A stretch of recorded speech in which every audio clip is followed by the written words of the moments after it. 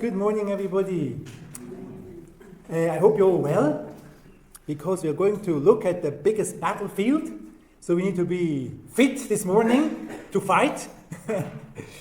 No, it will be just a bit of setting the scene today for this series of 5, and today is just a bit the introduction to it. So it's about the biggest battlefield, a very vital, important topic, and you will see why as we go on. Now let's see if this... I have it. Okay, what do you think is the biggest battlefield? What do you think, if you hear about biggest battlefield, what comes to your mind straight away? Oh, not straight away. Yeah, mind. Yeah, that's right. Every human being is involved in it. Probably every day, multiple times. There are many different kinds of battles, and every single one uses tools and weapons. But which battle is the biggest one? It's the mind. The battle, but we look at now a few battles just to get you to think about two different things. The battle against the flu. Remember, you do have your own immune system, and when it sees a virus, usually kills it. So while the virus does multiply fast, with any luck, your immune system will work just a little faster. So, yes, all viruses want to spread, that's what they do, but most of the time we can keep them in check. Most of the time. So the virus attacks the body, and what is the weapon called to fight back? Immune system. Then we have got the rooster battle. The two roosters fight each other. And what's the weapon they use? The beak. Then we have got the boxing battle. Mike Tyson fights his enemy. And what's his deadly weapon called? The fist. I don't want to be at his end there. Yes, and then we've got the survival battle. This is a python, snake against an alligator. And both are looking for food to survive, and who is going to be the meal? This is the question. Actually, it's a longer battle here. Who do you think won in the end? Alligator. Alligator. In fact, nobody did win. They both survived, and they just deported each other. But what are their weapons? Exactly, teeth and muscles. So the alligator uses his teeth, and the python his body to choke. Now we have different battles, and there are many, many more battles on Earth. And the biggest battle ever began in heaven. Yes, you heard correctly, in heaven. And that was when one of the mightiest angels, called Lucifer, rebelled against God. That war started a long time ago, and it's still fully and very severely in operation.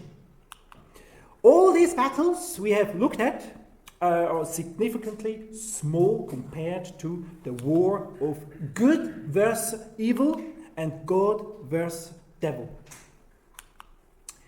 And that big war is all about human beings. But it's not like on this picture where an angel is on one side and the devil on the other side trying to pull you physically to themselves.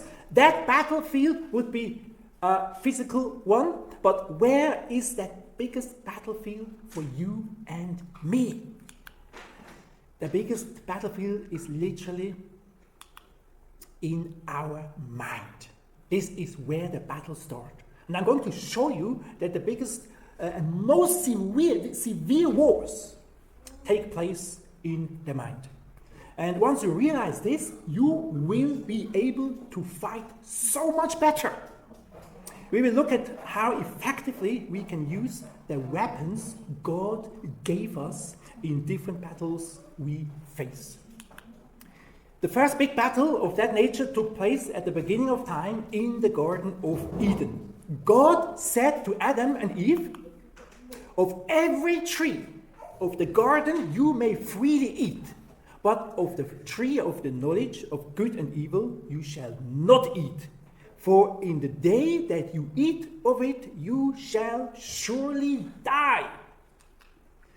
Straight after that, the devil came, and how did he fight?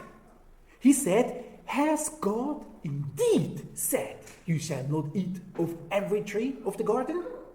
He tried to make God to appear to be a liar. So the first stage of the temptation was doubt. The devil suggests God is a liar. Listen what Eve answered him. "We may eat the fruit of the trees of the garden, but of the fruit of the tree which is in the midst of the garden, God has said, you shall not eat, nor shall you touch it, lest you die." So they knew exactly what God said. They could quote it. Their memory must have been really good. At this moment, Eve is still agreeing with God and therefore completely safe. But then the devil goes further than only suggesting that God is a liar and said, "You will not surely die. For God knows that in the day you eat of it, your eyes will be opened, and you will be like God, knowing good and evil." Now, that was a plain lie. With this, the devil didn't only suggest anymore that God is a liar, but he told Eve that God is a liar. We will find out later on that every single battle you and I face is based on that strategy. Doubt and lie. First, the devil wants to make you doubt, and then he lies to you. In that moment, when Eve ate the fruit, the process of death started in her body. From that instant on, she was subject to age and finally died. And that's exactly the reason why I am losing my hair. And of course, the relationship with God broke. They did die spiritually, and with immediate effect, they were sent out of the Garden of Eden.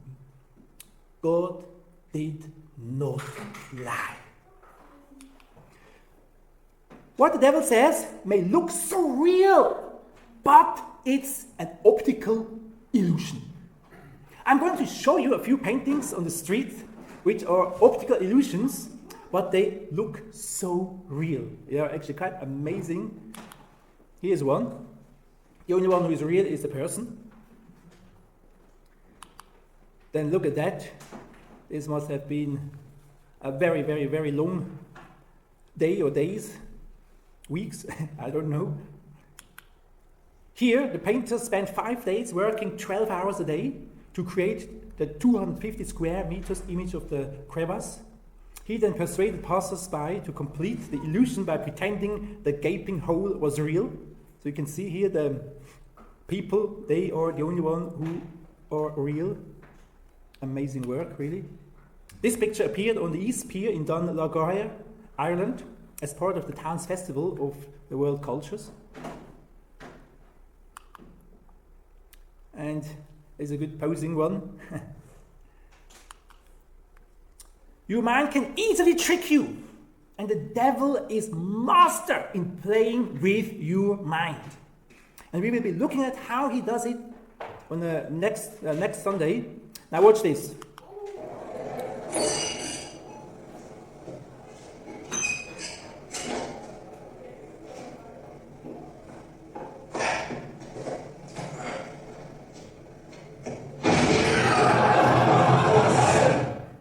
Poor chap, really.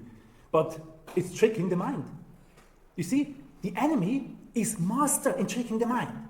You see, the devil didn't come with the fork to Adam and Eve. It would have been far too obvious. he never could have tricked Adam and Eve with a fork. He uses much better weapons than the fork. His weapons are much more sophisticated than the fork. What we have already, the picture we have, or so many times is painted to us when we are children, the devil with a fork. And he has not changed. Today, in 2024, the enemy still uses the same weapons as in the last few thousand years because they work very effectively and very, very good. And he had a lot of practice so far as well. We will be looking at how he does it and how we can apply fighting against it. The devil's intention hasn't changed for human beings since Adam and Eve. And he has only one aim in mind for you and me. And this is to kill you and to separate you from God forever. You need to keep that in mind. This is his mission here on earth. And he will not stop until he is removed.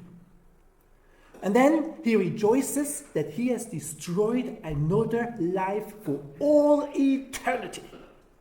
This is unimaginable for our minds to take in. It is here about eternity. What he's doing will affect many people for eternity. He's utterly wicked and a very dirty fighter. And we need to have this so real in front of our eyes. What we are doing here in this world is a battle. It's not just go to work, sleep, and eat. It's not about that. It is so much more.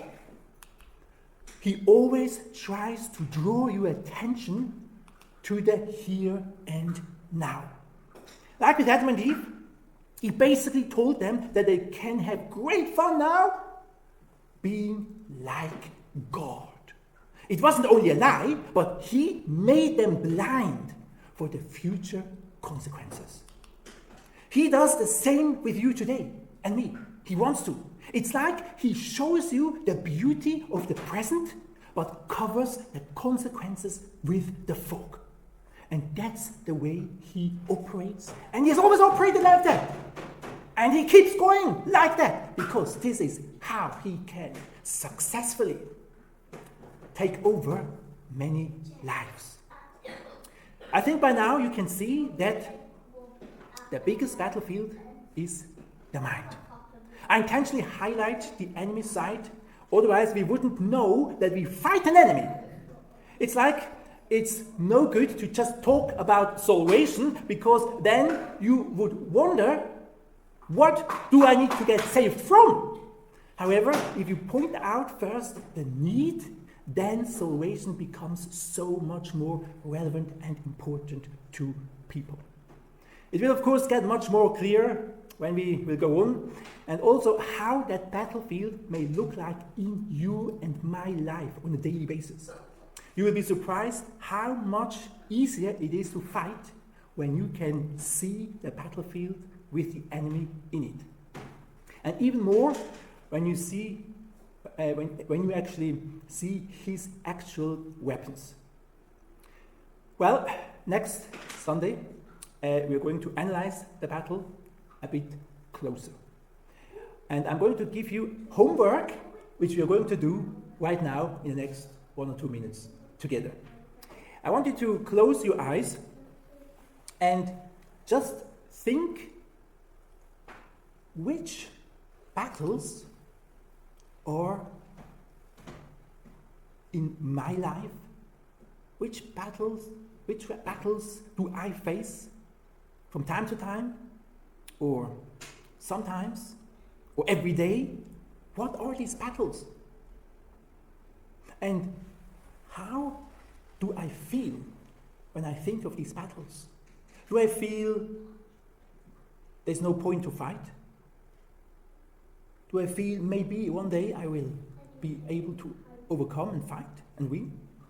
Or how do you feel? What are these battles? Can you see the weapons the enemy is using in your battles against you?